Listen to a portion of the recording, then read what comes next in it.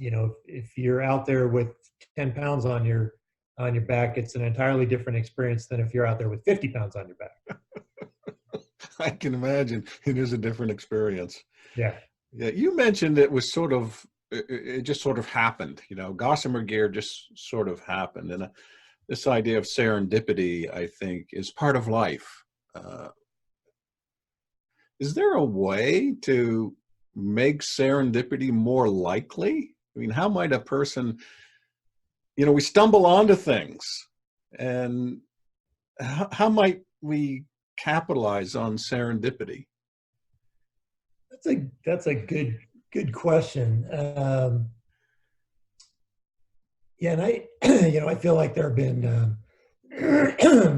I feel like there have been multiple opportunities that I haven't pursued, and this just happens to be one. I kind of feel like those kind of things come across my path all the time, and this just happened to be one that I didn't dodge successfully. Ended up with selling a pack and selling a couple more packs, and pretty soon, I had to find someone to sell them, and now it's a multi-million-dollar business. And I don't know, I never really intended to build something. I mean, I'm a civil engineer. That's been my career. But that's a good question. How could we be more open to those things? Because almost by definition, serendipity implies to me that it's not something you're looking for or pursuing. Right. But I guess it's being more open to opportunities, kind of maybe listening to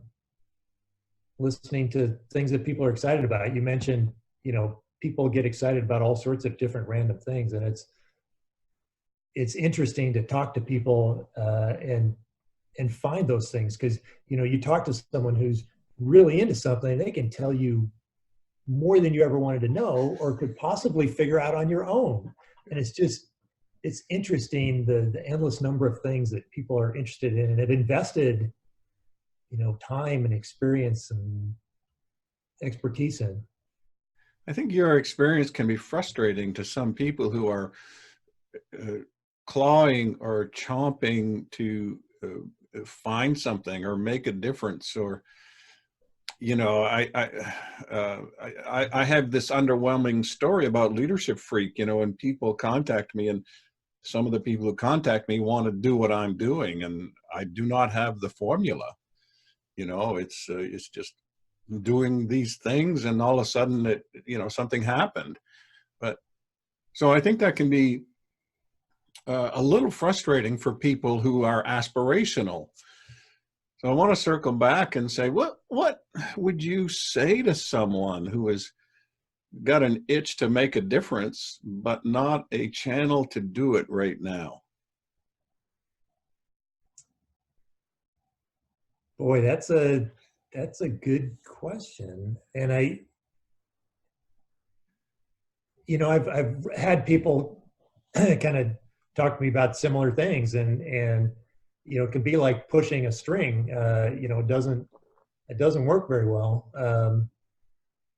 Not like, just kind of pulling on a thread and following it and see where it goes. And sometimes I wonder if, you care too much, trying too hard. It kind of can get in the way of something. I mean, I was fortunate with Gossamer Gear because I wasn't looking for a career. I already had a career that I enjoyed, being a civil engineer, designing things. And so, I wasn't looking for something else. And so that allowed me a lot of freedom in what I designed. In the early days, I designed packs that I wanted, and I didn't care what other people thought or what other people wanted. And no market research. I didn't care because I wasn't making any money. I was just doing it as a service. Right. And there were people that wanted what I wanted, and so I made it for them. Yeah, scratch your own itch, meet your own need. Yeah, and I think that may be a kernel of people looking for something to serve, is what's a problem that you want to solve for yourself, um, rather than trying to figure out a problem that other people need solved. So let's take it one step further and think about, well, first of all, you're meeting your own need. You enjoy it. There's passion there. So serendipity is not going to happen to you when you're just not interested. So, right, somebody who doesn't care about hiking is not going to end up serendipitously, making a backpack company. Right. Right. So there's that sense of passion, enthusiasm, joy, and then meeting your own need. There's a place, though, where this starts to serve others. Talk to me about, you did it for yourself, but you're also doing it for others. I mean, let's push it out a little bit, right? It's one thing to end with, I'm going to meet my own need, but it goes out to others. How does that happen? Well, in the case of Gossamer Gear, I mean, I was making packs that I wanted, and our early pack line kind of traced my progression in terms of getting lighter and lighter. And there were people that wanted those, and I was happy to meet their needs. When Gossamer grew to the point that I couldn't do it day to day anymore, and it became a real company with people that had to get paid, at that point we had to look at, okay, what do more people want? Because there weren't enough people that had the same itch I did to pay anybody salaries. So at some point we had to widen the view a little bit and say, okay, we're going to serve more people, and maybe not just people that are already ultralight in terms of their gear, but people that are moving in that direction. So to provide some transition gear that's lighter than what they have, but maybe not ultralight.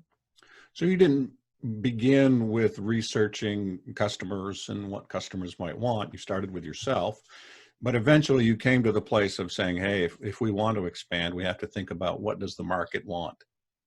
Exactly. Right. As far as the logistics of starting a business,